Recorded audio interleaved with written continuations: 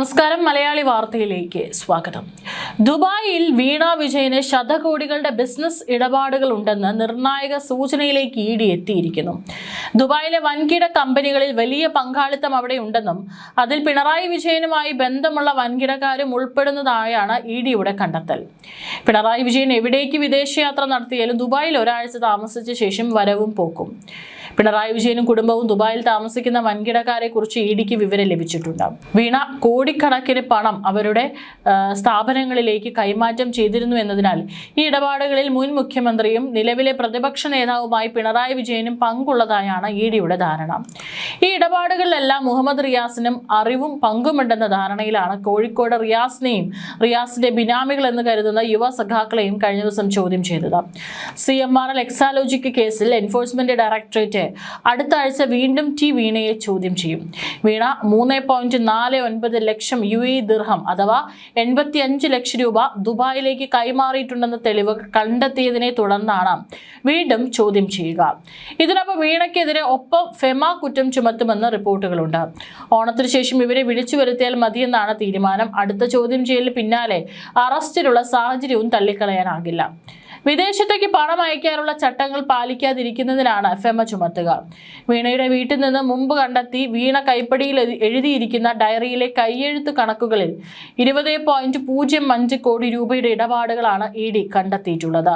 വീണയുടെ ഭർത്താവും മുൻ മന്ത്രിയുമായ PA മുഹമ്മദ് റിയാസ് MLA വീണയെ ചോദ്യം ചെയ്യുന്നതിന് പിന്നാലെ ചോദ്യം ചെയ്യാൻ എൻഫോഴ്സ്മെന്റ് ഡയറക്ടറേറ്റ് നിയമോപദേശം തേടി. ഇവരുടെ മൊഴികൾ വ്യത്യസ്തമായിരിക്കുന്ന സാഹചര്യത്തിൽ ഇരുവരെയും ഒരുമിച്ചിരുത്തി ചോദ്യം ചെയ്യാനും ആലോചനയുണ്ട്.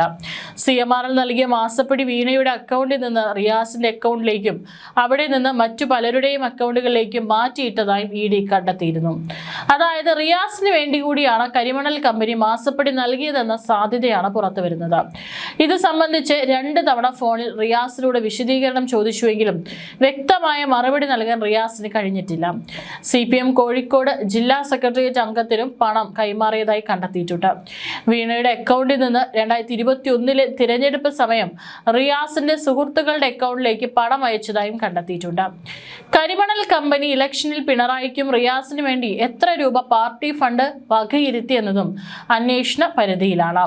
ഇതിനു പുറമെ റെയ്ഡിൽ ഇഡി കണ്ടെടുത്ത സിം കാർഡിന്റെ ചിത്രവും കേസിൽ നിർണായക വഴിത്തിരിവാകും. റിയാസിന്റെ സുഹൃത്ത് നന്ദുലാലിന്റെ പേരിലാണ് സിം എടുത്തിട്ടുള്ളത്. വിദേശത്തേക്ക് ഇന്റർനെറ്റ് കോളിനായി ഇതേ സിം ഉപയോഗിച്ചു എന്നാണ് കണ്ടെത്തിയിരിക്കുന്നത്. അടിമുടി ദുരൂഹമായ കൊള്ളക്കഥയാണ് ഇപ്പോൾ പുറത്തു വരുന്നത്. CMRL എക്സാലോജിക് സാമ്പത്തിക ഇടപാട് കേസിൽ പുതിയ കണ്ടെത്തലുകളുടെ പശ്ചാത്തലത്തിൽ വീണയ്ക്കെതിരെ പുതിയ കേസ് രജിസ്റ്റർ ചെയ്യാനാണ് അന്വേഷണ സംഘത്തിന്റെ നീക്കം. ദുബായിൽ പണം ആർക്ക് വേണ്ടി കൈമാറി എന്നതിലടക്കം വിശദമായ അന്വേഷണം ഉണ്ടാകും. 2024 മുതൽ ഇന്റർനെറ്റ് കോൾ ചെയ്യാൻ മുഹമ്മദ് റിയാസിന്റെ സുഹൃത്തായ DYFI നേതാവ് നന്ദുലാലിന്റെ സിമ്മാണ്. മുഹമ്മദ് റിയാസ് വീണയും പറഞ്ഞതനുസരിച്ച് സിം നൽകിയതെന്നും ഇതുപയോഗിച്ച് എന്താണ് ചെയ്തതെന്ന് അറിയില്ലെന്നുമാണ് നന്ദുലാൽ നൽകിയ മൊഴി. അതിനിടെ മുൻ മന്ത്രി മുഹമ്മദ് റിയാസിന്റെ തെരഞ്ഞെടുപ്പ് ഫണ്ടിലേക്കും അന്വേഷണം വ്യാപിച്ചിട്ടുണ്ട്.